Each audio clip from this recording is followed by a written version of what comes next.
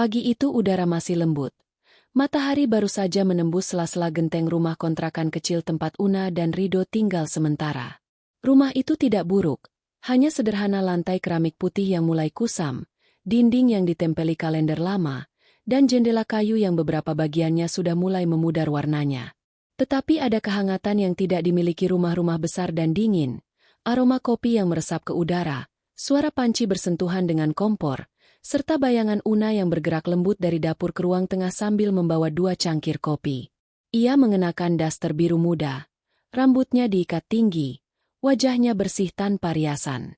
Jika orang lain melihat, mungkin mereka akan mengira ia seorang perempuan biasa, bukan seseorang yang sedang menunggu rumah mewahnya selesai direnovasi, bukan seseorang yang dibesarkan dalam keluarga terpandang yang sejak dulu memilih hidup tenang dan jauh dari sorotan.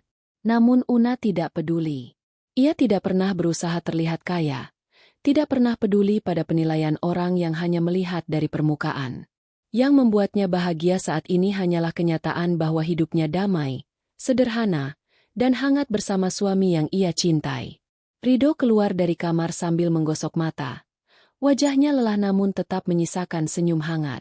Ia bekerja hingga larut malam, menyelesaikan sebuah proyek desain untuk klien pentingnya. Rambutnya agak berantakan. Kaos putihnya kusut, tapi senyumnya selalu terasa seperti rumah bagi Una. Ada kopi, kata Una pelan, meletakkan cangkir di meja makan kecil yang hanya muat untuk 2 orang. Rido duduk, menarik napas panjang menikmati aroma kopi.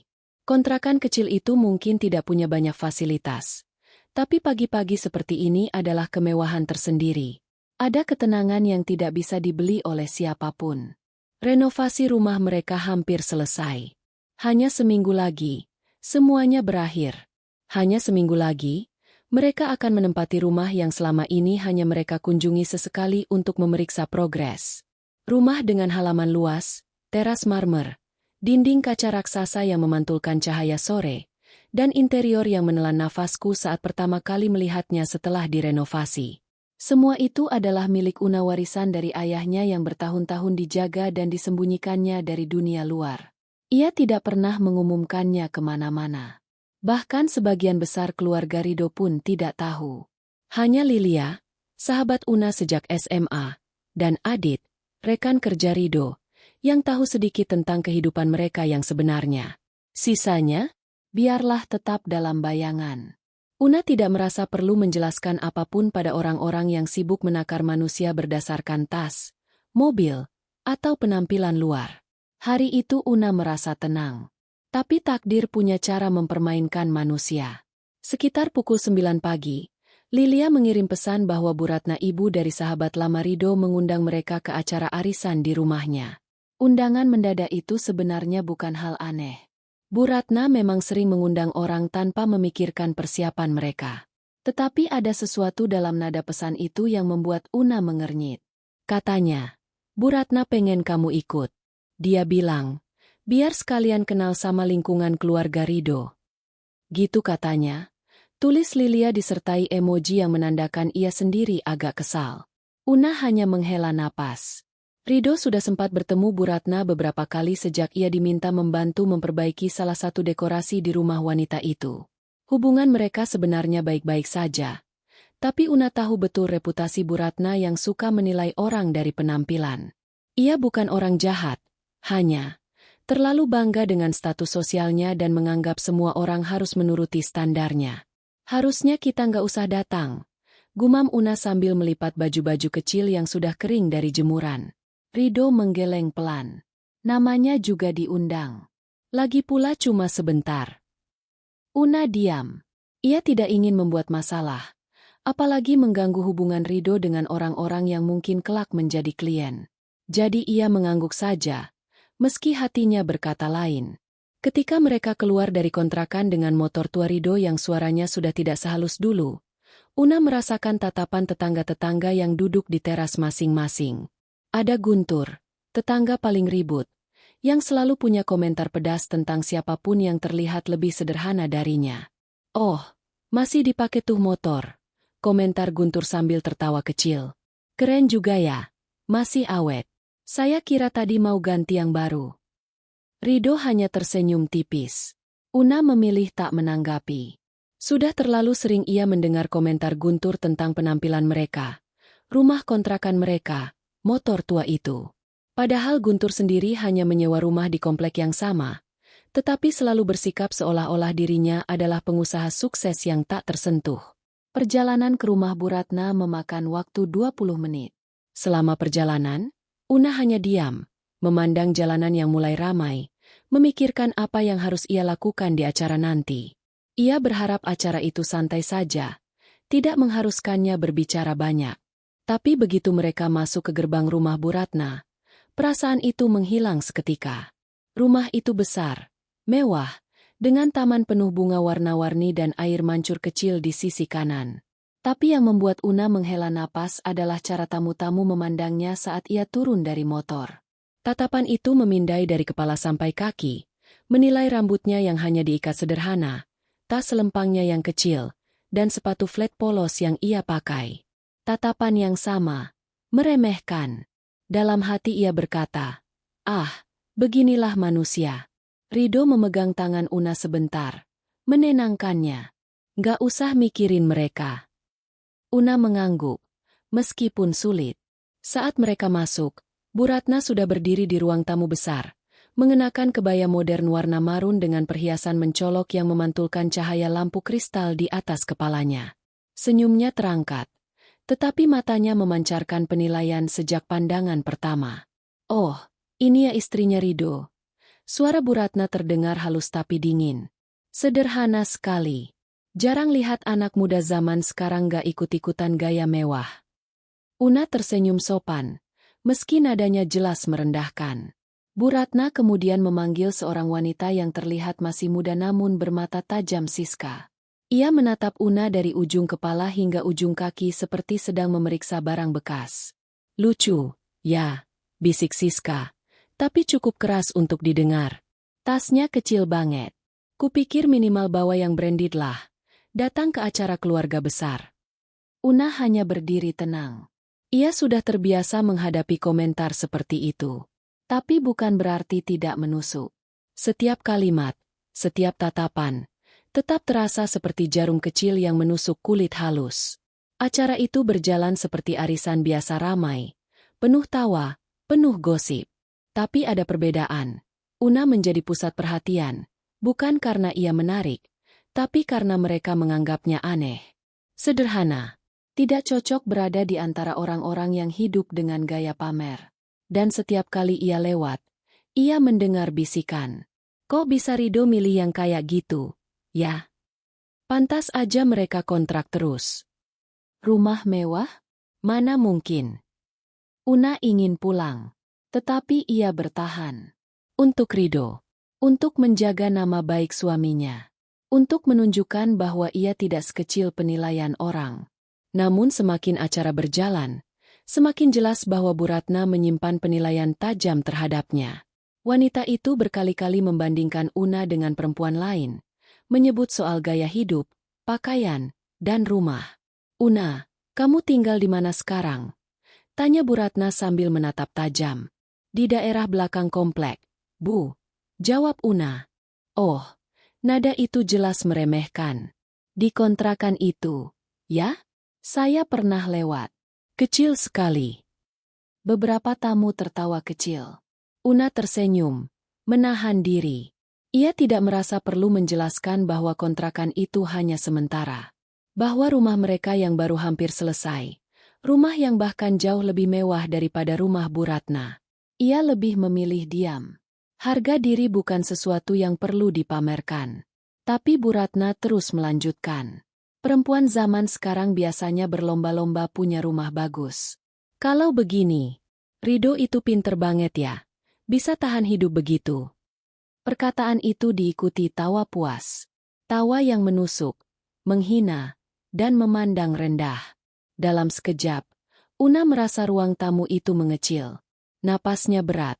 Matanya memanas, tapi ia tetap berdiri tegak, meski hatinya seakan diremas. Rido melihatnya. Mata lelaki itu penuh kekhawatiran. Tetapi Una tersenyum kecil, memberi tanda bahwa ia baik-baik saja. Ia tidak ingin membuat keributan. Tidak di sini. Tidak di depan orang-orang yang tidak akan pernah mencoba memahami. Namun di dalam hatinya, ada sebuah titik kecil yang mulai patah. Ia tidak tahu bahwa momen kecil itu tatapan merendahkan. Tawa menghina akan menjadi awal dari sesuatu yang besar. Sesuatu yang akan membuat Bu Ratna menyesal seminggu kemudian. Suara riuh rendah tetap mengisi rumah besar itu. Tetapi bagi Una, semua terdengar seperti gema jauh yang samar dan dingin. Ia berdiri di sudut ruang tamu, memegang gelas berisi air putih yang sejak tadi tidak disentuh. Cairan itu sudah tidak sedingin saat pertama kali diberikan. Sama seperti perasaannya yang perlahan memanas oleh rasa malu dan tekanan yang terus datang dari berbagai arah. Arisan yang seharusnya menjadi ajang silaturahmi berubah menjadi panggung penilaian sosial, dan tanpa Una sadari, ia dijadikan pemeran utama dalam drama yang tidak pernah ia minta. Setiap langkahnya, setiap tatapan mata yang mengarah padanya, semua seperti lensa besar yang memeriksa setiap inci dari dirinya tanpa belas kasihan. Meja makan panjang di tengah ruangan dipenuhi hidangan mewah, ayam panggang dengan bumbu rempah tebal, sushi segar, salad buah berwarna cerah, hingga dessert kecil yang tersusun rapi seperti dekorasi. Semua itu biasanya membuat siapapun terkesan, tapi bagi Una, makanan-makanan itu hanya tampak seperti aksesori kesombongan dipajang lebih untuk dilihat daripada dinikmati. Ia melihat Rido di seberang ruangan, sibuk membantu Bu Ratna mengangkat kotak dekorasi yang tadi ia diminta perbaiki. Tubuh lelaki itu sedikit membungkuk menghormati wanita yang lebih tua, tetapi Una dapat menangkap ketegangan kecil di garis rahangnya. Rido bukan orang yang mudah tersulut emosi, tapi ia bisa merasakan bagaimana hinaan yang terus-menerus dilontarkan pada istrinya mulai memercikan rasa tidak nyaman dalam dirinya. Sayangnya, ketenangan itu pecah perlahan, dimulai dari komentar kecil yang terdengar seperti sengatan listrik di ruang yang seharusnya hangat. "Aduh, Una, kamu nggak kepanasan pakai baju kayak gitu?" Suara itu datang dari salah satu tamu perempuan, seseorang yang belum Una kenal. Tetapi dari raut wajahnya saja sudah tampak bahwa ia tipe orang yang suka membandingkan diri dengan orang lain. Perempuan itu memakai gaun berkilau dengan lengan pendek dan kalung besar mengilap. Rambutnya disasak tinggi. Una menatap bajunya sendiri, blus polos warna krem dengan rok panjang bermotif lembut. Tidak ada yang salah. Tapi dari tatapan perempuan itu, seolah ia sedang memakai kain lusuh yang ditemukan di pasar loak. Kayaknya itu bukan kain yang mahal, ya? Tambah wanita itu sambil tertawa kecil, seolah sedang menyindir tanpa peduli bahwa sindirannya itu terdengar jelas oleh banyak orang. Sebagian tamu tertawa kecil. Sebagian lagi hanya tersenyum simpul, tidak ingin terlibat tetapi tidak berani menegur. Una menunduk sedikit, menata napasnya. Ia tahu ia tidak masuk dalam standar mereka, tetapi ia tidak pernah menduga bahwa seseorang bisa begitu kejam hanya karena pakaian. Namun belum sempat ia sepenuhnya memulihkan diri, suara yang paling ia takutkan mulai berbicara jernih, lantang, tanpa upaya menyembunyikan penilaian tajamnya. "Sudahlah," ucap Bu Ratna, melangkah mendekat dengan gerakan anggun namun berwibawa. "Kalau dari luarnya saja sudah sederhana begitu, tidak usah dievaluasi terlalu jauh. Pasti memang begitulah adanya." Ruangan langsung menjadi hening. Semua mata memandang ke arah mereka berdua. Una berdiri kaku, jari-jarinya meremas gelas yang hampir kosong, berusaha agar tangannya tidak gemetar. Bu Ratna memandangi Una, tatapannya menelusuri wajah dan tubuh Una seperti seorang hakim sedang memeriksa terdakwa. "Saya hanya heran," katanya sambil mengangkat alis. "Kenapa perempuan zaman sekarang tidak memperhatikan penampilan? Apalagi kalau sudah menikah. Masa mau datang ke acara keluarga besar dengan gaya seadanya?" Nada itu bukan sekadar menilai. Itu merendahkan. Tamu-tamu lain mulai berbisik. Beberapa mencibir, beberapa hanya menunggu perkembangan, layaknya penonton teater yang menunggu adegan dramatis berikutnya. Bu Ratna kemudian menambahkan, "Saya saja, kalau ada tamu datang, pasti ingin terlihat rapi. Bukan sekadar rapi, tapi ya, pantas. Meskipun cuma arisan kecil, tetap harus ada usaha." Senyum Bu Ratna penuh kepuasan, seolah ia sedang memberikan pelajaran berharga pada Una. Saat itu Una merasa dunianya mengecil. Ia berdiri di tengah ruangan, menanggung beban tatapan puluhan orang yang menilai hidupnya hanya dari sepotong kain dan cara ia berdiri. Ada sesuatu yang sakit di dalam dadanya, tetapi ia tidak ingin memperlihatkannya. Namun Bu Ratna belum selesai. Ridho yang tadinya sibuk di sisi ruangan, akhirnya menyadari bahwa sesuatu tidak beres. Ia berjalan perlahan ke arah mereka. Namun sebelum ia tiba, Bu Ratna melontarkan kalimat yang menjadi puncak penghinaan hari itu. "Ridho, kamu memang kuat," kata Bu Ratna sambil tertawa kecil. Lalu menepuk bahu Ridho seolah bersimpati. "Mendapat istri yang sangat sederhana, begitu. Rumahnya saja saya dengar kecil sekali. Tapi kamu tetap bertahan. Itu patut diapresiasi." Semua orang tertawa. Tawa itu memantul di dinding mewah, menggema seperti tamparan keras di pipi Una. Una memejamkan mata. Jantungnya berdebar kencang, telinganya berdenging. Ia merasa tubuhnya mengecil, hingga ia serasa menjadi titik kecil yang tidak terlihat, tidak dihargai, tidak dianggap. Ridho akhirnya tiba di samping istrinya. Wajahnya menegang. Ia tidak berteriak, tidak marah, tetapi sorot matanya berubah. Ia tahu istrinya terluka. Ia tahu batas kesabarannya hampir habis. "Bu," ucap Ridho perlahan. Suaranya rendah namun jelas. "Rumah kami memang kecil. Tapi," Una menyentuh lengan suaminya pelan, memberi tanda agar ia berhenti. Ia tidak ingin pertengkaran. Ia tidak ingin menjatuhkan martabat siapapun, bahkan ketika martabatnya sendiri diinjak. Namun Bu Ratna tidak membaca tanda itu. "Ah, sudahlah, Ridho," potong Bu Ratna dengan gelombang tangan yang seolah meremehkan. "Tidak apa-apa kok. Saya cuma bicara apa adanya. Tidak semua orang beruntung punya rumah bagus. Lagi pula, kalau gaya hidupnya seperti ini, ya wajar saja tidak punya." Sekali lagi tawa meledak. Sementara Una menelan rasa pahit yang memenuhi tenggorokannya.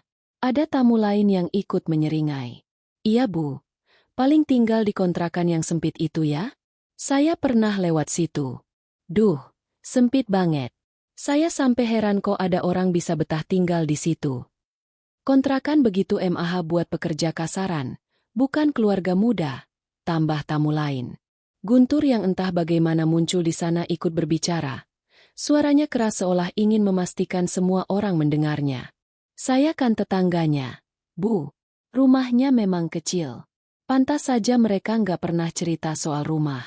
Saya kira memang nggak punya." Gelak tawa kembali menyeruak, mengiris udara.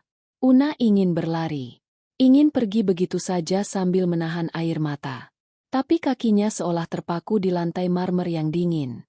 Ia merasa tubuhnya membeku, mengeras oleh rasa malu dan sakit hati.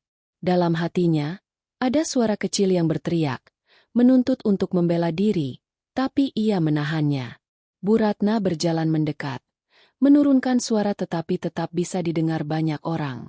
"Una, kamu ini harusnya bersyukur dapat suami seperti Ridho. Anak ini pekerja keras. Sementara kamu ya," ia mengangkat bahu seolah menyiratkan sesuatu yang lebih menyakitkan daripada kata-kata. "Kamu harus kerja lebih keras biar bisa cocok sama dia." Una menunduk. Suara tawa samar terus memenuhi telinganya, membuatnya merasa seperti berada di tengah badai. Ia menarik napas panjang, berusaha menjaga diri agar tidak terisak di depan umum. Ia tahu orang-orang seperti mereka menikmati drama. Mereka menyukai momen ketika seseorang terlihat lebih rendah. Mereka menikmati kejatuhan seseorang meski hanya berdasarkan asumsi dan kesalahan menilai. Hari itu, Una belajar satu pelajaran pahit. Manusia dapat begitu cepat menghakimi hanya berdasarkan tampilan. Mereka bahkan tidak peduli siapa sebenarnya seseorang. Mereka tidak bertanya, tidak mencoba memahami, tidak ingin tahu. Mereka hanya ingin memuaskan diri dengan penilaian yang dangkal. Saat acara hampir selesai, Una sudah tidak kuat lagi berdiri. Kakinya gemetar. Ridho menggenggam tangan istrinya, merasakan betapa dinginnya kulit Una. Tanpa banyak bicara, ia menggiring istrinya keluar dari rumah Bu Ratna. Tidak peduli apakah ada yang melihat atau berkomentar. Tidak peduli apakah mereka dianggap kasar. Yang ia pedulikan hanyalah Una yang hari itu diperlakukan lebih buruk dari apa yang pantas diterimanya. Di luar, udara tampak lebih segar. Tetapi napas Una tetap berat. Rido memandang istrinya lama. Namun Una hanya menatap jalanan di bawah kakinya. Ia tidak menangis. Tidak ada setetes pun air mata jatuh. Namun itu justru lebih menyakitkan bagi Rido. Karena ketika seseorang terlalu sakit hingga tidak bisa menangis lagi, itu berarti luka di dalam hatinya jauh lebih dalam daripada yang terlihat. Dan hari itu, tanpa Una sadari, hujan pertama dari badai besar telah turun. Ia hanya belum tahu bahwa dunia akan berbalik 7 hari kemudian. Bahwa orang-orang yang menertawakannya akan menunduk malu.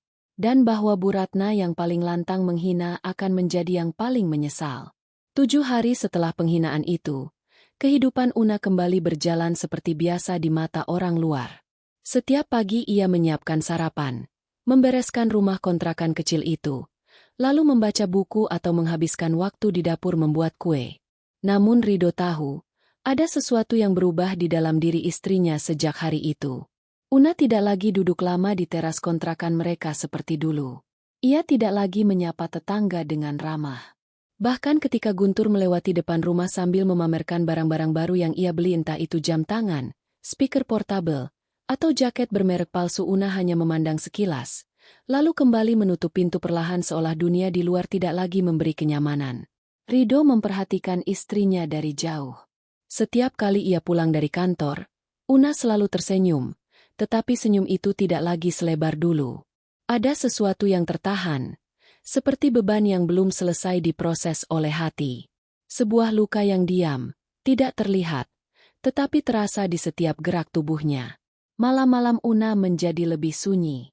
Kadang ia duduk sendirian di ruang tengah dengan lampu remang, memandangi kalender di dinding yang menunjukkan tanggal pemindahan mereka semakin dekat.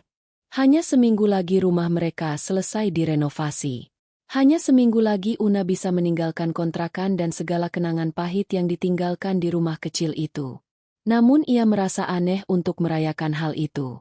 Ada bayang-bayang peristiwa di rumah Bu Ratna yang masih membekas. Menolak pergi meski ia sudah berusaha menguburnya dalam-dalam. Hingga hari itu tiba hari ketika dunia, tanpa tanda, mulai bergerak ke arah yang berbeda. Pukul 8 pagi, Una baru saja menyiapkan adonan roti ketika ponselnya berbunyi. Nama yang muncul di layar membuatnya mengerutkan kening. Lilia. Sahabatnya itu jarang menelpon pagi-pagi, kecuali sesuatu yang penting atau mendesak. Una mengusap tangannya dengan lep sebelum mengangkat telepon. "Nah, kamu lagi sibuk?" Suara Lilia terdengar tergesa-gesa, seperti seseorang yang baru saja menerima kabar mengejutkan. "Biasa aja, Li. Kenapa?" Ada jeda sebelum Lilia menjawab. "Bu Ratna barusan telepon agen properti teman aku." Una mengerutkan kening. "Agen properti? Untuk apa?" "Nah itu dia." Lilia menarik napas, seolah tidak percaya apa yang akan ia katakan. Bu Ratna bilang dia lagi cari lokasi baru buat acara gathering komunitasnya. Terus dia tanya rumah mana yang paling mewah, paling luas, dan bisa dipakai minggu depan. Una diam. Ia tidak melihat hubungan apapun dengan dirinya. "Tapi yang bikin aku kaget," lanjut Lilia, "teman aku nyebut satu rumah mewah yang baru selesai renovasi 3 hari lalu. Rumah itu dia sebut sebagai milik Bu Una." Sekujur tubuh Una terasa dingin seketika. Dia bilang begitu. Suaranya hampir berbisik. "Iya. Teman aku cuma tahu nama pemilik dari data kantor. Dia nggak tahu Bu Ratna itu orang yang sama yang ngatain kamu kemarin. Jadi dia jawab aja seolah-olah kamu memang orang penting." Una memejamkan mata. Tiba-tiba ruangan terasa lebih sempit. Udara menekan dadanya. Ia tidak tahu apa yang harus dirasakan antara kaget, takut, atau ingin tertawa kecil melihat betapa ironisnya dunia bekerja. "Una," suara Lilia melembut. Bu Ratna kaget. Dia sampai ngomong, "Maksud kamu, rumah itu milik istri Rido? Yang waktu itu?" Teman aku sampai bingung kenapa dia panik. Una terdiam lebih lama. Tangannya memegang ujung meja dapur untuk menjaga keseimbangan. Lilia melanjutkan, suaranya makin pelan. "Nah, aku rasa ini bakal jadi masalah. Bu Ratna tadi bilang mau survei rumah itu. Dan dia nggak tahu kamu bakal ada di sana minggu depan pas serah terima. Hati Una berdebar. Ia bisa membayangkan dengan jelas ekspresi Bu Ratna ketika nanti tahu rumah megah itu adalah milik perempuan yang ia hina habis-habisan. Ada bagian kecil dalam diri Una yang merasa lega karena kebenaran akhirnya akan terlihat. Tapi ada bagian lain yang masih trauma, masih enggan berada lagi di bawah tatapan wanita itu. Terus apa yang harus aku lakukan? Tanya Una lirih. Aku pikir kamu harus siap. Bu Ratna bukan tipe yang gampang mengakui kesalahan. Bisa jadi dia akan pura-pura tidak kenal kamu. Atau lebih buruk. Una memejamkan mata. Ia mendengar suara ketukan halus di pintu dapur. Saat ia menoleh, Rido berdiri di ambang pintu, melihatnya dengan tatapan khawatir. Li, nanti aku kabarin ya. Ucap Una sebelum menutup telepon.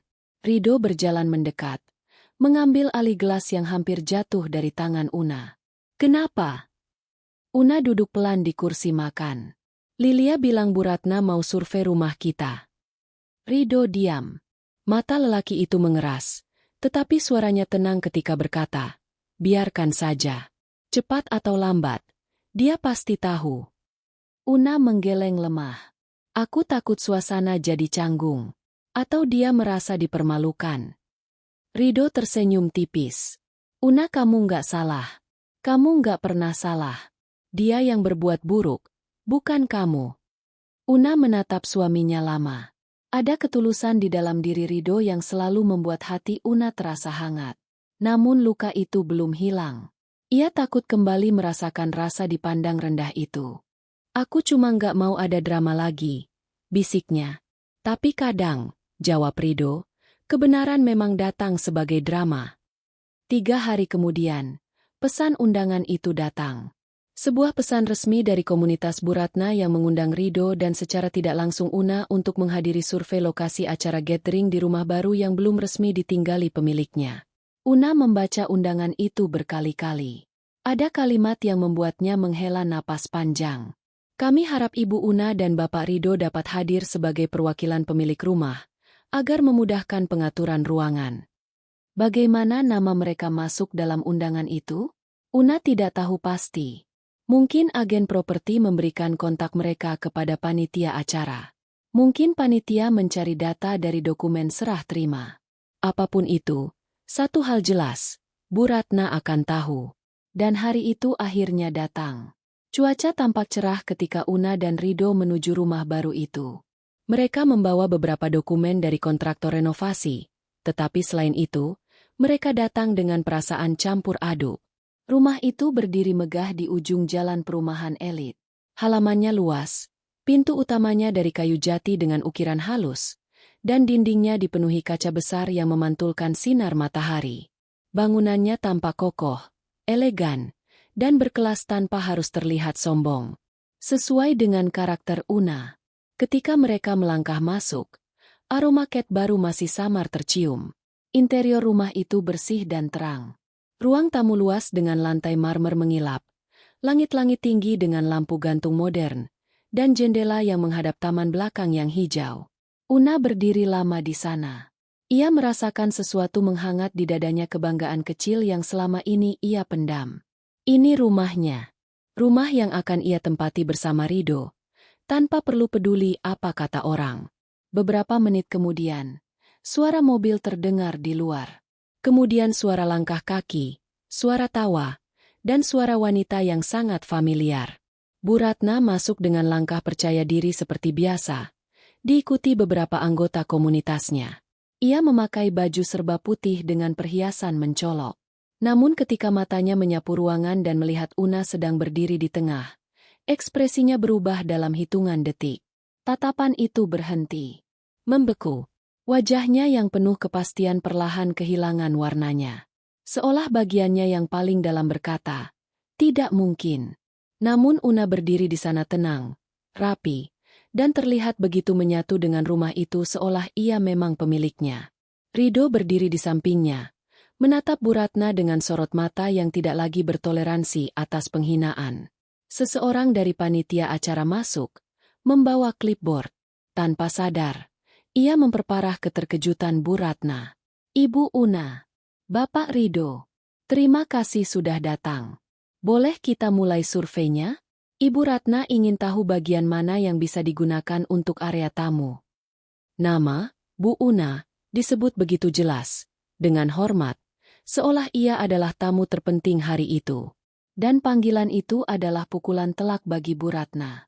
Beberapa anggota komunitas saling menatap, mencoba menyatukan potongan informasi. Wanita yang seminggu lalu mereka hina, ternyata adalah pemilik rumah mewah yang hendak mereka gunakan. Una menatap Bu Ratna perlahan. Tidak ada kebencian di matanya. Tidak ada kesombongan. Hanya ketenangan. Kesederhanaan yang ternyata jauh lebih kuat daripada perhiasan manapun. Bu Ratna mengedip sekali. Lalu lagi, seolah berharap pemandangan itu adalah kesalahpahaman. Suara panitia kembali bergema, memecah keheningan yang terasa panjang. Rumah ini luar biasa. Bu Una, renovasinya sempurna. Pasti nyaman sekali tinggal di sini. Ada keheningan lain. Kemudian, tanpa bisa menahan diri, Bu Ratna akhirnya bersuara pelan, serak, dan hampir tidak terdengar. Rumah ini rumah kamu. Tidak ada tawa kali ini. Tidak ada hinaan. Hanya keterkejutan yang tidak bisa ia sembunyikan. Dan bagi Una, itu adalah awal dari pembalikan keadaan yang tidak pernah ia rencanakan tetapi sangat pantas ia terima. Seminggu berlalu sejak penghinaan yang membuat dada Una seakan diremas dari dalam. Waktu berjalan seperti air yang menetes lambat dari ujung genting. Padahal mereka berdua sudah menjalankan hari seperti biasa. Tetapi bayangan tatapan Bu Ratna, gelak tawa Siska, dan suara sinis Guntur masih berputar-putar di kepala Una. Ia tahu dirinya tidak seharusnya peduli, tidak seharusnya mengizinkan kata-kata orang lain merusak kedamaian hidupnya.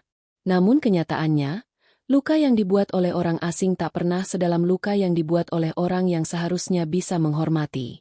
Malam itu hujan turun pelan, seperti menjaga ritme agar tidak mengganggu keheningan. Una duduk di ruang tamu kontrakan mereka, memeluk bantal kecil yang warnanya sudah pudar karena sering dicuci. Rido sedang menata berkas di meja kecil dekat pintu, berkas-berkas yang berhubungan dengan proses perpindahan mereka ke rumah yang telah direnovasi. Prosesnya telah selesai 5 hari lalu, dan besok mereka berencana meninjau hasil akhir renovasi sebelum secara resmi pindah pekan depan.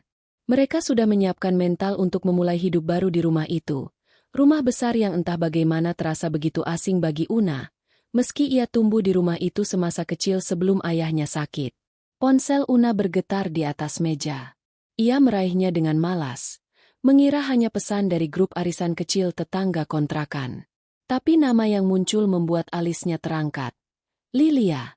Una kau harus dengar ini. Suara Lilia terdengar sangat terburu-buru ketika panggilan tersambung, seperti seseorang yang sedang memegang potongan informasi gosip paling panas. Una tersenyum kecil. Ada apa? Bu Ratna cari venue rumah mewah untuk acara komunitasnya minggu depan. Dan dia hubungi temanku yang kerja sebagai agen properti. Kau tahu apa yang terjadi barusan? Lilia menarik napas panjang, seolah masih tak percaya pada apa yang ia dengar. Temanku menyebut rumah yang baru selesai direnovasi itu sebagai rumah Bu Una. Dan, sumpah, Bu Ratna langsung syok. Una terdiam sejenak. Ia memejamkan mata, berusaha mencerna kalimat itu dengan tenang.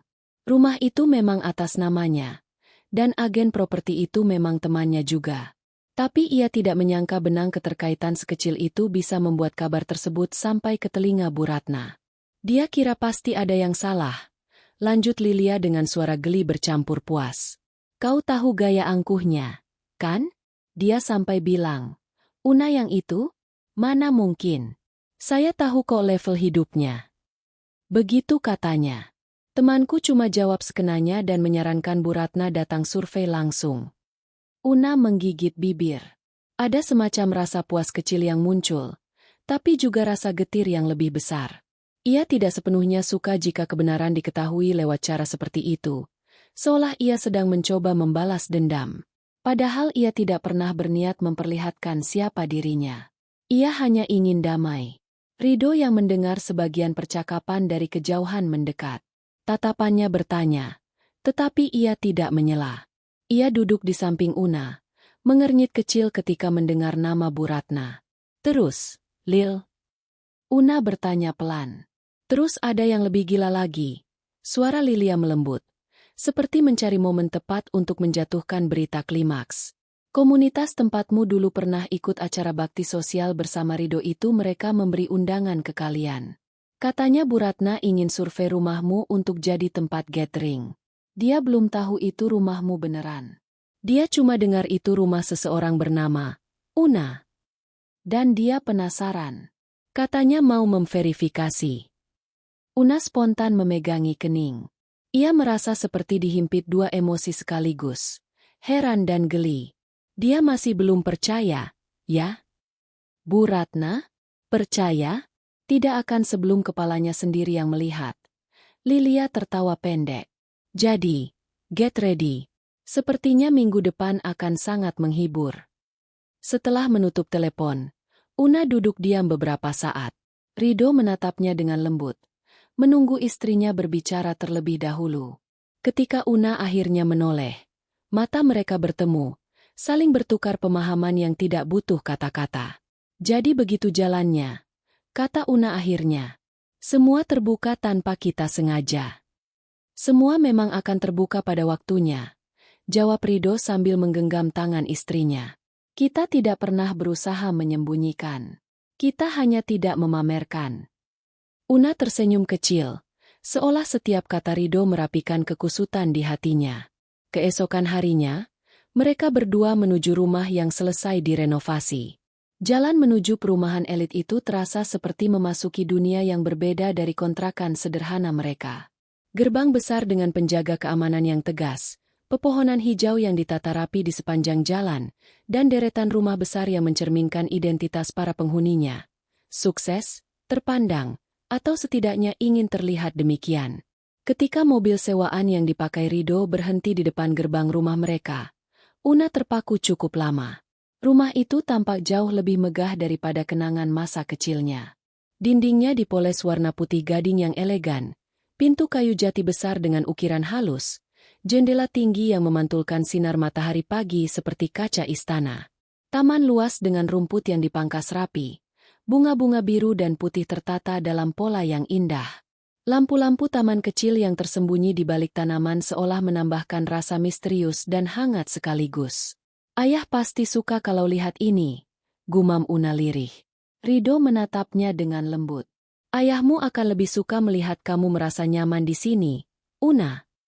Ketika mereka melangkah masuk, suara pintu besar itu berderak pelan, menyerupai sambutan hangat yang sudah lama tidak terdengar. Ruang tamu besar menyambut mereka dengan karpet lembut dan lampu gantung kristal yang memantulkan cahaya ke seluruh ruangan. Dinding dicat dengan warna hangat, lantai kayu mengilap, dan jendela besar menghadirkan pemandangan taman belakang yang dipenuhi cahaya. Setiap langkah Una membuat dadanya bergetar.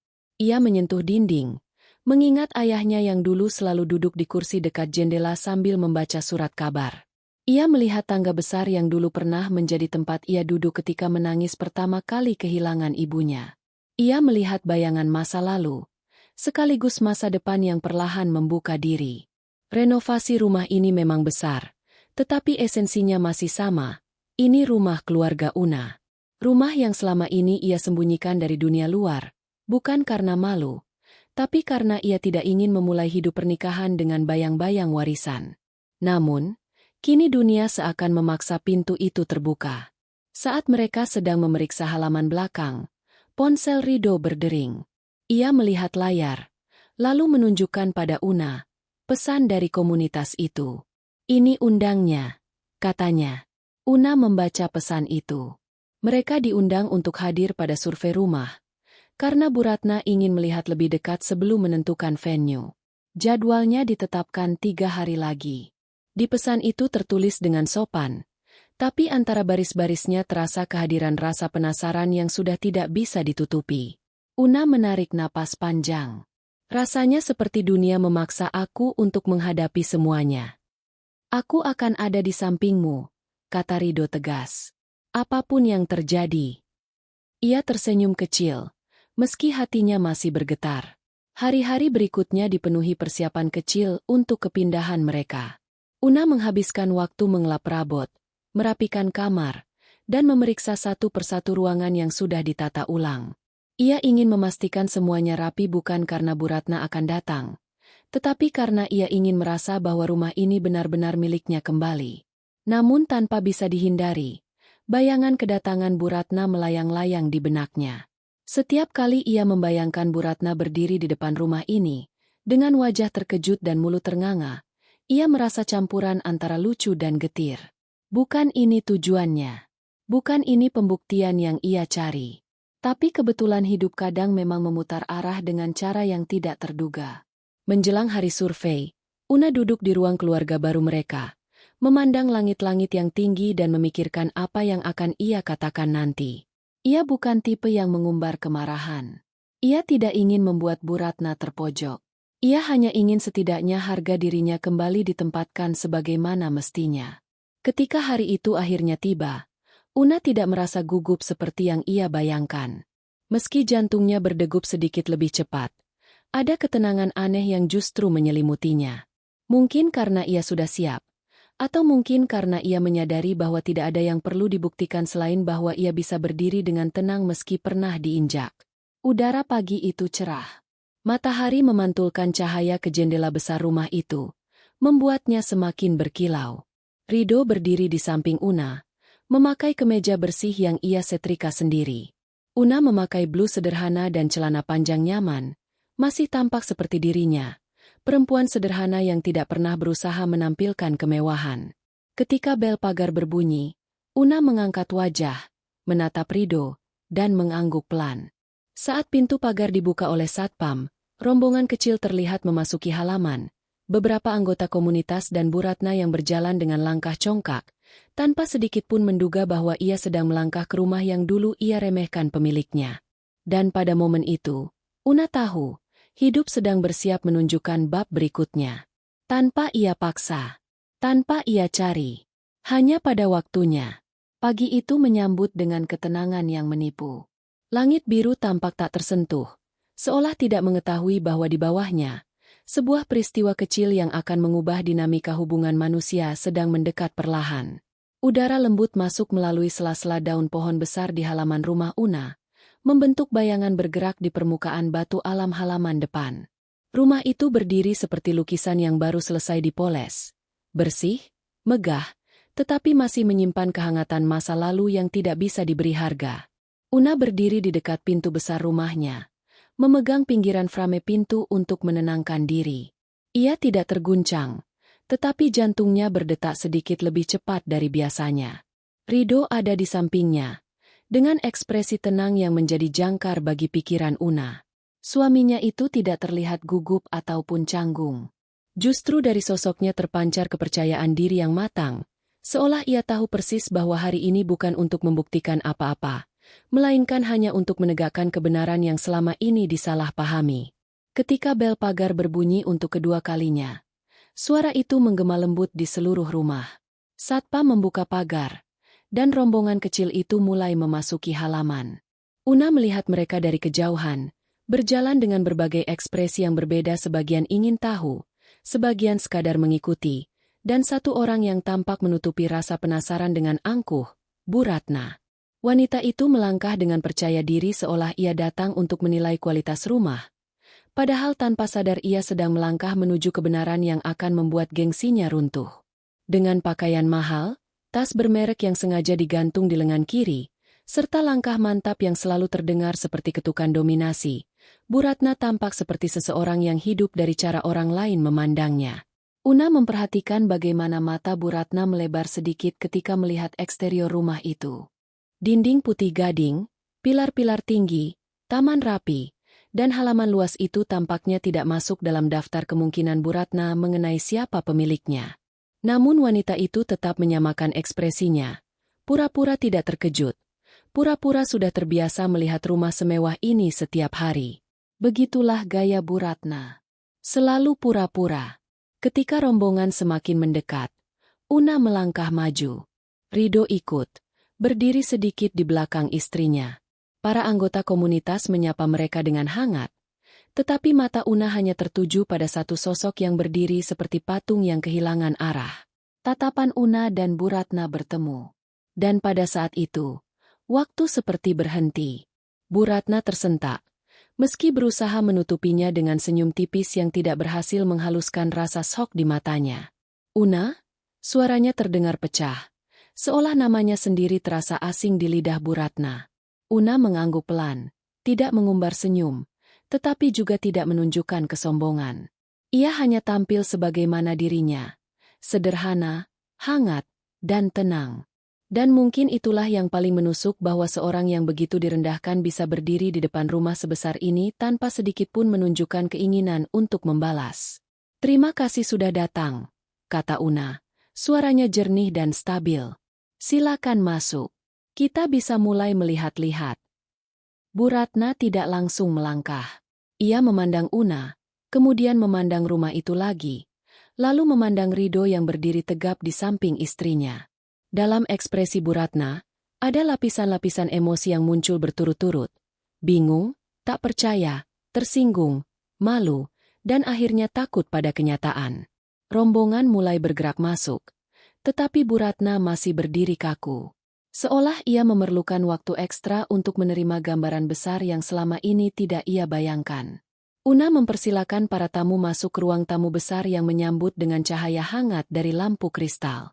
Lantai kayu mengilap, sofa besar berwarna krem, dan rak buku kayu jati menciptakan suasana rumah yang megah namun tetap terasa hidup. Para anggota komunitas memuji rumah itu dengan spontan. Beberapa tampak takjub melihat perpaduan klasik dan modern di dalamnya. "Rumah yang sangat menawan," ujar salah satu ibu anggota komunitas sambil menyusuri ruangan. Una mengangguk, berterima kasih singkat. Namun ia merasakan tatapan Bu Ratna membakar punggungnya. Saat wanita itu akhirnya melangkah masuk, langkahnya terdengar ragu untuk pertama kalinya sejak Una mengenalnya. Rido menutup pintu perlahan ketika semua sudah di dalam. Gerakannya tenang, namun ada ketegasan yang tidak bisa disembunyikan. Seolah pintu itu bukan hanya menutup ruang fisik, tetapi juga menutup bab lama di mana mereka diremehkan tanpa alasan. Ketika rombongan mulai berkeliling ruang demi ruang, Una berjalan bersama mereka. Ia menjelaskan beberapa bagian rumah, menunjukkan hasil renovasi, dan sesekali menjawab pertanyaan. Bu Ratna selalu berada 2 langkah di belakang, tidak banyak bicara, hanya memperhatikan dengan mata yang bergerak cepat, seperti sedang berusaha merangkai puzzle yang selama ini ia salah susun. Di ruang keluarga, ketika semua sibuk mengagumi jendela besar yang menghadap taman belakang, Bu Ratna akhirnya tidak tahan. "Una," suaranya pelan namun jelas. "Rumah ini, benar milikmu?" Una menoleh pelan. "Iya, Bu. Rumah ini warisan dari ayah saya." Sejenak, hanya keheningan. Dan keheningan itu jauh lebih keras daripada apapun yang pernah diucapkan Bu Ratna. Wajah wanita itu pucat. Bibirnya membuka sedikit, seperti ingin mengajukan pertanyaan lain, tetapi suaranya seakan hilang. Mungkin karena setiap pertanyaan baru justru akan memperjelas betapa salahnya ia selama ini. Una tidak menambahkan apapun. Ia tidak mau mempermalukan Bu Ratna. Ia tidak ingin mendramatisasi keadaan. Biarlah kebenaran bekerja dengan caranya sendiri. Bu Ratna menelan ludah. Nada angkuh dalam dirinya tampak runtuh perlahan, digantikan rasa malu yang selama ini tidak pernah ia izinkan muncul di hadapan orang lain. Ia melihat sekeliling, memandang setiap sudut rumah, lalu kembali menatap Una, seolah berharap ada jawaban lain yang lebih ia pahami. Tetapi satu-satunya realitas yang ada adalah kenyataan yang sudah berdiri di hadapannya. Ketika tur rumah selesai, seluruh rombongan duduk di ruang tamu. Una menyajikan minuman, sementara Rido memastikan semua merasa nyaman.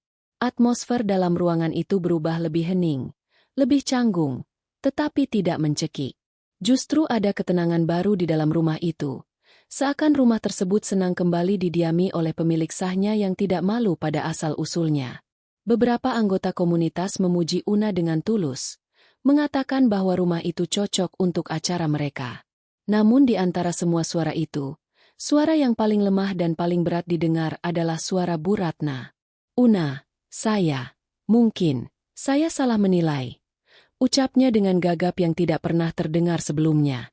Una memandangnya dengan lembut. Dalam matanya tidak ada kemarahan. Hanya pemahaman. Tidak apa-apa, Bu. Jawabnya tenang. Semua orang punya persepsi masing-masing. Justru ketenangan itu yang membuat Bu Ratna semakin merasa bersalah. Karena Una tidak membalas dendam. Tidak menyindir. Tidak mengungkit penghinaan yang terjadi minggu lalu. Reaksi Una justru menyingkapkan sesuatu yang selama ini tidak bisa disentuh oleh gengsi, kebesaran hati. Ridho yang sejak tadi hanya diam, akhirnya berbicara ketika Bu Ratna masih terdiam menunduk. Saya dan Una hidup sederhana bukan karena kami tidak mampu, katanya pelan tetapi tegas. Kami memilih begitu karena kami ingin memulai semuanya dari bawah, bersama. Kami tidak perlu membuktikan apapun. Tapi saya juga berharap, lain kali jangan menilai orang dari tampilan luarnya, Bu. Bu Ratna menutup matanya sejenak, seperti menahan sesuatu yang bergetar di dalam dirinya. Mungkin ego, mungkin malu, mungkin keduanya. Ia mengangguk kecil. Terima kasih, sudah menerima saya di rumah ini, katanya akhirnya. Ketika rombongan pamit, matahari sudah condong ke barat. Cahaya jingga memantulkan warna hangat di dinding rumah, membuatnya tampak seperti rumah yang memeluk setiap orang yang keluar dari pintunya. Una berdiri di teras, melihat rombongan pergi. Ridho berdiri di belakangnya, mengusap punggungnya lembut. Angin sore membawa aroma rumput dan bunga yang menyenangkan. Sudah selesai, kata Ridho pelan. Una mengangguk. Iya. Dan rasanya lebih ringan dari yang kukira. Karena kamu hadapi dengan hati yang tenang, balas Ridho. Una menatap rumah itu sekali lagi. Rumah masa kecilnya. Rumah yang selama ini ia sembunyikan. Rumah tempat kebenaran akhirnya berdiri tegak tanpa perlu ia paksa. Dan dalam hati kecilnya, ia tahu satu hal pasti. Hari ini bukan tentang pembuktian. Hari ini tentang mengembalikan martabat dengan cara paling elegan, diam, tenang, dan apa adanya. Dan ia berhasil. Sore itu perlahan berubah menjadi malam ketika Una dan Ridho menutup pintu rumah setelah rombongan komunitas pergi. Suasana rumah terasa berbeda. Seperti ada udara baru yang masuk dan mengusir sisa-sisa beban yang bertahan selama seminggu terakhir. Lampu taman mulai menyala satu persatu, memantulkan cahaya lembut ke kaca jendela besar di ruang tamu. Rumah itu tampak seperti hidup kembali, bukan hanya bangunan megah, tetapi tempat yang kini kembali memiliki tuan rumah yang sah dan dihormati. Una berdiri di dekat jendela, memandangi halaman yang mulai gelap. Cahaya orang di luar rumah jauh tampak redup, tetapi di dalam hatinya ada sesuatu yang terasa lebih terang dari sebelumnya. Tidak ada rasa puas berlebihan, tidak ada kemenangan yang diagungkan. Hanya perasaan lega, dan mungkin sedikit keharuan yang samar. Ridho menghampiri, membawa 2 cangkir teh hangat. Ia memberikan salah satunya kepada Una, lalu berdiri di samping istrinya sambil menatap halaman yang sama. Hari ini berat, katanya pelan. Ya, jawab Una, mengambil napas panjang. Tapi juga penting. Ridho mengangguk, meski Una tidak menoleh. Mereka tidak perlu saling menatap untuk mengerti satu sama lain. Cukup berdiri berdampingan, menikmati keheningan yang baru, tanpa kata-kata yang memecahkan kedamaian. Namun ketenangan itu tidak berlangsung lama, karena ponsel Una bergetar di atas meja kecil di dekat sofa. Ketika ia melihat layarnya, jantungnya berdegup aneh. Nama yang muncul bukan nama yang ia sangka akan muncul malam itu. Bu Ratna. Una menatap layar beberapa detik sebelum akhirnya mengangkat. Suaranya keluar pelan, ragu. Halo, Bu. Suara di ujung sana terdengar rapuh, tidak lagi penuh kontrol seperti biasanya. Una, maaf kalau mengganggu. Saya hanya ingin. Saya tidak tahu harus mulai dari mana. Una tidak menjawab, membiarkan Bu Ratna melanjutkan. Aku tidak bisa tidur kalau tidak bicara, lanjut Bu Ratna. Suaranya lebih rendah dari biasanya. Rumah itu sangat indah. Dan Kau menyambut kami dengan cara yang tidak pernah kusangka. Bahkan setelah apa yang terjadi minggu lalu. Ada jeda lama. Hanya napas berat dari seberang yang terdengar. Aku terlalu cepat menilai, ucapnya akhirnya. Aku terlalu yakin bahwa aku paling tahu tentang manusia hanya dari melihat penampilan. Padahal aku salah. Sangat salah. Una menggigit bibir pelan. Kata-kata itu, meski tidak sepenuhnya membuat luka seminggu yang lalu hilang, setidaknya menjadi penutup yang layak. Terima kasih sudah menghubungi, ujar Una lembut. Aku menyesal, Una. Suara Bu Ratna mulai bergetar. Mungkin aku tidak bisa menghapus semua sikapku yang menyakitkan, tapi setidaknya, aku ingin kau tahu bahwa aku benar-benar menyesal. Setelah membalas dengan singkat dan sopan, Una menutup telepon, meletakkannya perlahan seolah ponsel itu menyimpan sesuatu yang rapuh. Rido memperhatikan wajah istrinya, tetapi tidak langsung bertanya. Ia tahu Una sedang memproses banyak hal sekaligus. Una berjalan ke sofa dan duduk perlahan. Ia menatap tangan kosongnya, mencoba memahami perasaan yang bercampur-campur. Ada bagian dalam dirinya yang merasa puas mendengar penyesalan Bu Ratna, tetapi ada bagian lain yang justru tersentuh oleh keberanian wanita itu untuk mengakui kesalahannya. Padahal orang seperti Bu Ratna jarang sekali mengucapkan kata itu. Rido duduk di sebelahnya. Bu Ratna. Una mengangguk. Dia minta maaf. Rido menarik napas, lalu mengangguk perlahan. Baguslah. Mereka duduk bersama tanpa berbicara. Hening, tapi damai. Keesokan harinya, rumah itu kembali ramai dengan pekerja yang membawa beberapa barang tambahan dan peralatan untuk kepindahan. Una mengikuti mereka dari ruangan ke ruangan, memastikan semuanya sesuai tempat.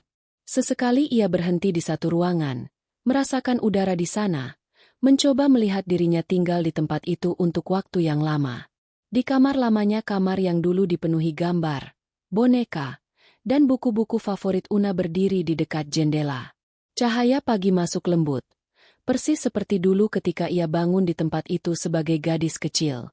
Namun kini ia bukan gadis kecil yang ketakutan kehilangan ibunya atau resah melihat ayahnya sakit. Ia adalah perempuan dewasa yang sudah melewati berbagai bentuk kekecewaan, penolakan, dan penghakiman, namun tetap bisa berdiri dengan kepala tegak. Saat ia duduk di tepi tempat tidur baru yang belum sepenuhnya tersusun, kenangan masa kecil datang dan pergi seperti bayangan di dinding. Ayahnya tersenyum di ruang tamu, ibunya merapikan selimut. Suara langkah kaki kecilnya sendiri berlari di lorong rumah. Dan kemudian masa-masa sulit setelah kehilangan orang tua, hingga akhirnya ia memilih hidup sederhana agar tidak ada yang memperlakukannya berdasarkan apa yang ia punya. Ironisnya, justru kesederhanaan itu yang membuatnya diremehkan. Una memandang keluar jendela. Ia menyadari sesuatu, bahwa apapun yang terjadi, ia tidak menyesali pilihan hidupnya. Karena tanpa pilihan-pilihan itu, ia tidak akan sampai pada momen hari ini, momen ketika ia belajar bahwa martabat tidak perlu ditunjukkan dengan harta, tetapi dengan sikap. Menjelang sore, Una dan Rido duduk di balkon lantai 2 yang menghadap ke taman. Angin sore berhembus lembut, membawa suara burung dan aroma bunga segar. Mereka berbicara pelan tentang rencana ke depan, tentang hari pertama tinggal di rumah ini, tentang perabot yang masih kurang, tentang bagaimana mereka akan mengisi ruang keluarga. Namun tidak ada satupun dari mereka yang menyebut Bu Ratna lagi. Seolah kejadian itu sudah menjadi masa lalu yang selesai pada waktunya. Hingga sebuah pesan masuk lagi di ponsel Una. Pesan dari Lilia. Una, kau tidak akan percaya. Setelah pulang dari rumahmu, Bu Ratna cerita ke beberapa orang bahwa dia merasa malu seumur hidup. Katanya kalian jauh lebih sopan dari orang-orang yang pernah ia beri hormat. Dia bilang dia belajar sesuatu dari kalian. Una membaca pesan itu sambil tersenyum kecil. Bukan senyum kemenangan, tetapi senyum lega. Jika seseorang seperti Bu Ratna bisa berubah, bahkan sedikit saja, maka kejadian itu bukan sia-sia. Rido mengamati perubahan raut wajah istrinya. Berita baik. Una mengangguk. Begitulah. Rido meraih tangan Una dan menggenggamnya erat. Kita sudah melalui banyak hal, dan kita melewatinya dengan baik. Una bersandar pada bahu suaminya. Iya, aku bersyukur. Sinar matahari senja menyinari mereka, menciptakan bayangan panjang yang jatuh di lantai balkon. Rumah itu kini bukan sekadar warisan. Rumah itu sudah berubah menjadi saksi perjalanan baru mereka, perjalanan yang dimulai dengan kesederhanaan, diuji oleh penghinaan, tetapi diakhiri dengan kebenaran yang berdiri tegak. Dan pada momen itu Una tahu, tanpa ragu, tidak penting apa yang orang pikirkan tentangnya. Yang penting adalah bagaimana ia menjalani hidupnya. Dengan hati yang tetap bersih, dengan martabat yang tetap utuh, dan dengan cinta yang tidak pernah hilang arah. Hari-hari pertama Una dan Rido tinggal di rumah besar itu berlangsung lebih pelan dari yang mereka bayangkan. Meski secara fisik rumah itu megah dan lengkap, perasaan untuk benar-benar tinggal di dalamnya membutuhkan waktu untuk tumbuh. Ada lorong-lorong panjang yang masih terasa asing, ada ruangan-ruangan yang menggambarkan masa lalu Una, dan ada sudut-sudut yang seperti menyimpan ingatan yang sudah lama tertidur. Namun setiap pagi membawa kehangatan baru. Una selalu bangun lebih awal, berjalan melewati koridor yang masih sunyi, lalu membuka semua jendela untuk membiarkan udara segar masuk. Cahaya matahari menembus tirai tipis, membuat lantai marmer tampak berkilau seperti permukaan air. Suara burung dan pohon yang bergoyang di halaman belakang menjadi pengingat bahwa rumah ini bukanlah museum warisan masa lalu, tetapi tempat yang sedang ia dan Rido isi kembali dengan kehidupan baru. Rido biasanya menyusul beberapa menit kemudian. Matanya masih sayu tetapi wajahnya selalu menenangkan. Ia sering membantu menyalakan pemanas air, membuka pagar kecil di samping taman, atau sekadar duduk di teras sambil menunggu istrinya selesai merapikan bunga. Tidak banyak kata yang mereka tukar setiap pagi, seolah keduanya sepakat bahwa keheningan adalah bagian dari proses menyatu kembali dengan rumah itu. Sore hari berbeda. Rumah itu terasa lebih hidup karena suara-suara pekerja yang datang untuk menyelesaikan beberapa bagian renovasi kecil. Ada cat yang harus dipreteli, ada tembok yang perlu dirapikan, dan ada taman belakang yang butuh sentuhan akhir. Una mengikuti semuanya dengan mata cermat, memastikan setiap perubahan sesuai dengan keinginannya sekaligus tetap mempertahankan nuansa asli rumah yang berarti bagi keluarganya. Namun meski hari-hari itu terasa sibuk dan penuh kegiatan, ada hal lain yang jauh lebih pelan dan sulit dijelaskan, penyembuhan batin Una. Meskipun Bu Ratna sudah meminta maaf, luka yang ditinggalkan sikapnya tidak serta-merta hilang begitu saja. Bukan karena Una menyimpan dendam, tetapi karena kejadian itu membuka sesuatu yang lebih dalam dari sekadar penghinaan. Ia menyadari bahwa selama bertahun-tahun ia selalu berusaha mengecilkan diri, takut terlihat menonjol, dan lebih memilih menjadi orang yang tidak terlihat, agar tidak diperlakukan berdasarkan apa yang ia miliki. Namun seminggu terakhir telah mengubah cara pandangnya. Rumah itu, warisan dari kedua orang tuanya, bukan lagi simbol beban atau tanggung jawab berat yang membuatnya ingin lari. Rumah itu kini menjadi tempat ia berdiri, tempat ia membuktikan bahwa ia pantas dihormati bukan karena harta, tetapi karena cara hidupnya. Beberapa kali Una duduk di ruang keluarga baru, menatap foto lama yang baru saja ia pasang ulang. Ada foto ayahnya yang tersenyum di depan pintu rumah, ibunya yang menggendong Una kecil, dan satu foto besar keluarga yang diambil pada hari yang sama saat mereka merayakan keberhasilan renovasi pertama rumah itu bertahun-tahun lalu. Melihat semua itu membuat Una merenung, menyadari betapa besar kasih sayang yang membentuk dirinya hingga hari ini. Ada hari ketika ia terdiam lama di kamar lamanya, memandangi tumpukan barang lama yang belum ia buka.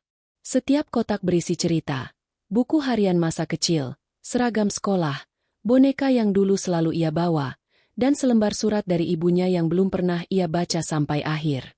Ketika akhirnya ia membuka semua itu satu persatu, perasaan haru datang tanpa bisa dicegah.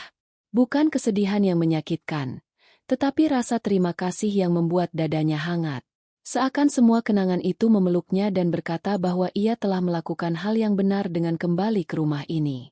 Rido selalu memperhatikan istrinya dari jauh, memberi ruang ketika Una tenggelam dalam ingatan, namun juga siap hadir ketika ia butuh tempat bersandar. Hubungan mereka, yang sebelumnya sederhana dan tenang, kini terasa bertambah kuat. Ada kedewasaan baru dalam cara mereka berbicara, cara mereka memandang satu sama lain, dan cara mereka menyelesaikan sesuatu bersama.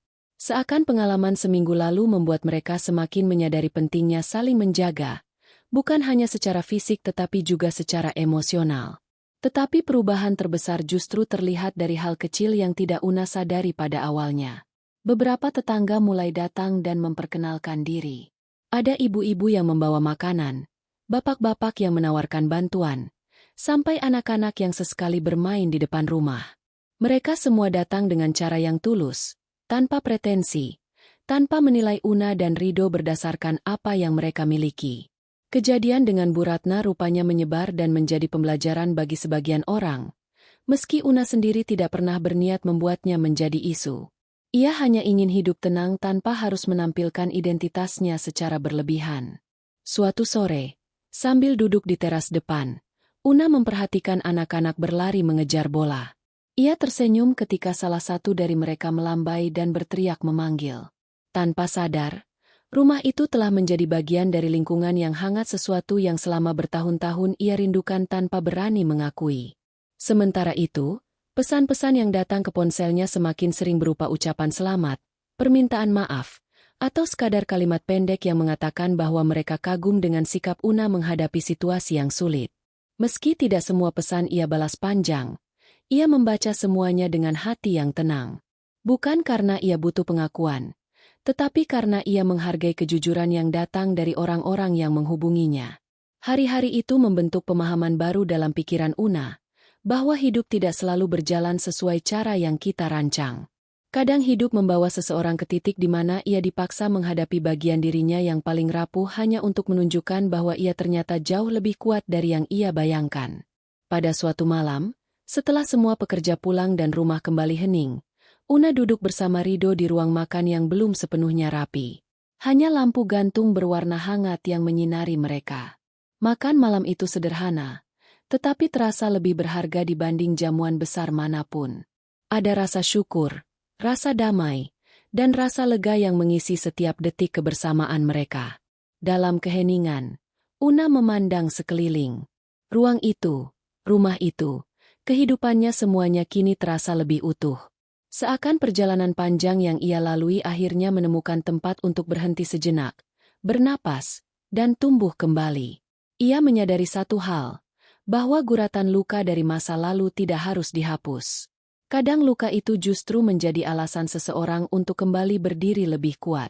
Dan di rumah itu, Una menemukan kekuatannya kembali. Perlahan, lembut, tetapi pasti. Kekuatan untuk memilih hidupnya sendiri. Kekuatan untuk memaafkan. Kekuatan untuk melanjutkan cerita baru bersama orang yang ia cintai. Di antara tembok tinggi rumah warisan itu, Una akhirnya merasa pulang bukan hanya secara fisik, tetapi juga secara hati. Malam itu turun dengan pelan, seperti enggan menyelimuti rumah besar yang mulai menemukan ritme kehidupan barunya. Lampu-lampu taman telah menyala, memantulkan cahaya kekuningan yang lembut pada dedaunan. Angin membawa aroma tanah basah dari hujan tipis yang turun sore tadi. Una berjalan pelan melewati koridor panjang menuju ruang tengah, membawa secangkir teh hangat dengan langkah yang terdengar halus di lantai marmer. Dari kejauhan, rumah itu tampak megah, tetapi bagi Una, ia terasa seperti ruang yang perlahan-lahan berdenyut kembali. Rido sedang menata berkas-berkas kerjanya di meja. Wajahnya fokus namun tidak tegang. Ia tampak lebih bersemangat dalam seminggu terakhir, seolah ada sesuatu yang berubah dalam dirinya. Mungkin karena beban selama ini perasaan harus menutupi keadaan sebenarnya demi kenyamanan Una sudah terangkat. Rumah ini bukan lagi rahasia, bukan lagi beban yang disembunyikan, melainkan jalan baru bagi mereka berdua. Ketika Una menaruh teh di meja kecil di sampingnya, Rido menatapnya dengan senyum yang penuh ketenangan. Senyum yang tak pernah gagal membuat Una merasa aman. Hari-hari terakhir memang berjalan pelik. Tetapi ada kelegaan yang mengalir di sela-sela waktu. Situasi berbalik dengan cara yang tidak mereka rencanakan. Penghinaan yang mereka terima berubah menjadi balasan yang tak perlu mereka lontarkan dengan kata-kata. Kadang, keheningan dan kenyataan sudah cukup untuk menampar kesombongan orang lain. Una tidak pernah merencanakan balas dendam, dan mungkin karena itulah hasil akhirnya justru terasa lebih manis, lebih damai, dan jauh dari sengketa. Beberapa hari sebelumnya, Bu Ratna datang tanpa pemberitahuan. Kedatangannya seperti angin dingin yang menyelinap melalui pintu, tidak diundang dan penuh keraguan. Ia berdiri di depan gerbang sambil membawa sebuah kotak kue bolu sederhana yang tampaknya dibuat tergesa-gesa. Rambutnya dirapikan, riasannya lebih tipis dari biasanya, dan tatapannya tidak lagi congkak seperti dulu. Ada sesuatu di mata wanita itu yang membuat Una teringat pada seseorang yang sedang bersusah payah menutup luka yang baru disadari sendiri. Ketika pintu dibuka, Bu Ratna serempak menunduk. Tidak ada kalimat panjang, tidak ada pembelaan diri. Hanya satu napas panjang yang terdengar sebelum ia berkata pelan, meminta maaf dengan suara yang jelas berusaha tidak bergetar. Ia mengatakan bahwa ia malu, bahwa ia tidak mengenali kebaikan hati Una sejak awal, bahwa ia terbiasa mengukur orang dari luarnya, karena itulah dunia yang membentuknya selama bertahun-tahun. Semua kata yang keluar dari mulutnya terdengar berat, seperti seseorang yang selama ini selalu berjalan dengan sepatu tinggi dan akhirnya dipaksa menapak tanah. Una menatap wanita itu lama, bukan untuk menghakimi, tetapi untuk memahami. Di balik sikap sombong dan kata-kata pedas Bu Ratna, ada rasa takut yang samar-samar bisa ia lihat. Takut kehilangan gengsi, takut terlihat lemah, takut diabaikan oleh orang-orang tempat ia biasa berkuasa. Una tahu betul rasa itu. Karena selama bertahun-tahun ia sendiri takut untuk menunjukkan jati diri, khawatir kalau orang lain akan memanfaatkan atau merusak ketenangan hidupnya. Ketika akhirnya ia mengangguk dan berkata bahwa ia memaafkan, bukan karena ingin terlihat mulia, tetapi karena ia benar-benar telah melepas semua yang membebaninya. Bu Ratna tampak lega, meski kebiasaannya menyembunyikan perasaan masih terlihat. Ia pergi dengan langkah yang lebih ringan, meninggalkan kotak kue yang kemudian disantap Una dan Rido sambil tertawa kecil karena rasanya terlalu manis. Namun meski manisnya berlebihan, Una menghargai usaha wanita itu. Ada ketulusan di dalam gula yang terlalu banyak itu. Setelah kejadian itu, dunia kecil di sekitar mereka berubah perlahan. Semua orang yang sebelumnya memandang rendah kini mulai bersikap hati-hati. Bukan karena takut pada kekayaan Una, tetapi lebih pada rasa sungkan karena menyadari keteledoran mereka sendiri. Siska berhenti meledek. Guntur tidak lagi menyindir. Semua menjadi sedikit lebih lembut. Meski sesekali tatapan iri masih terlihat, manusia tetap manusia. Tetapi Una tidak peduli lagi. Ia telah menerima bahwa orang tidak akan selalu berubah sesuai kehendaknya. Dan itu bukan beban yang harus ia pikul. Rumah itu sendiri ikut tumbuh dalam perubahan. Taman bunga yang sudah rapi kini mulai dihiasi kelopak-kelopak muda. Ruang tamu menjadi tempat mereka menerima tamu dengan lebih santai, bukan lagi tempat penuh canggung seperti minggu awal. Satu kamar belakang disulap menjadi studio kecil untuk Una. Di ruangan itu, ia mulai merancang dekorasi sederhana, menghidupkan kembali hobi lamanya. Suara pensil yang menari di atas kertas memberi ritme baru dalam kehidupannya. Sementara Rido mulai membangun usaha renovasi kecil bersama Adit. Ada rencana-rencana besar yang mereka bicarakan setiap malam. Mimpi yang dulu terasa jauh kini mulai memiliki bentuk yang nyata. Una merasa bangga pada suaminya. Bukan karena Rido bekerja keras membuktikan diri kepada orang lain, tetapi karena ia tetap menjadi dirinya sendiri, tenang, baik, dan tidak rentan goyah oleh pendapat dunia. Ia mengingat saat Rido berdiri tegak di depan Bu Ratna sambil berkata bahwa kesederhanaan bukanlah tanda kemiskinan. Kata-kata itu terpatri dalam ingatan Una, menjadi kalimat yang ia simpan sebagai pengingat bahwa ia telah memilih pendamping yang tepat. Suatu sore, saat matahari perlahan turun dan memantulkan cahaya keemasan ke dinding rumah, Una duduk di balkon lantai 2. Ia menatap halaman dengan perasaan yang sulit dijelaskan. Ada kehangatan yang mengalir dari dalam dirinya, bukan sekadar rasa puas karena orang-orang yang merendahkannya kini menyesal, tetapi karena ia berhasil melalui masa sulit tanpa kehilangan jati diri. Hidup telah membawanya ke titik paling rapuh, namun juga ke titik paling kuat setelahnya. Semua yang ia alami membentuk satu kesadaran baru, bahwa kenyataan selalu bisa membalikan segala hal dalam sekejap. Kita tidak pernah tahu kapan kita akan menjadi korban hinaan, atau kapan kita akan menjadi saksi penyesalan orang lain. Kita hanya bisa memilih apakah kita akan tetap menjadi diri sendiri, atau ikut mencoreng diri demi membalas semuanya. Una memilih jalan yang lebih tenang, dan kini ia merasakan hasilnya. Ketika angin sore mulai bertiup lebih dingin, Una memeluk kedua lututnya dan menatap langit. Lampu-lampu taman menyala satu persatu, seperti bintang yang turun ke bumi. Ia menutup mata, membiarkan seluruh perasaan malam itu masuk ke dalam dirinya. Ia tersenyum. Bukan karena ia menang dalam pertarungan yang tidak pernah ia mulai, tetapi karena ia akhirnya berdiri di tempat yang benar. Ia telah melalui badai, bukan untuk keluar sebagai pemenang, tetapi sebagai seseorang yang lebih utuh. Rumah itu menjadi saksi perjalanan yang membawa Una dari keraguan, penghinaan, hingga ke keheningan yang damai malam ini. Ketika Rido datang dan duduk di sampingnya tanpa berkata apa-apa, Una bersandar pada bahunya. Mereka tidak membutuhkan kata-kata untuk merayakan apa yang telah mereka capai bersama. Dalam diam itu, mereka saling memahami bahwa hidup bukan lagi tentang menutupi atau menghindari penilaian orang lain, melainkan tentang keberanian untuk hidup setulus yang mereka bisa.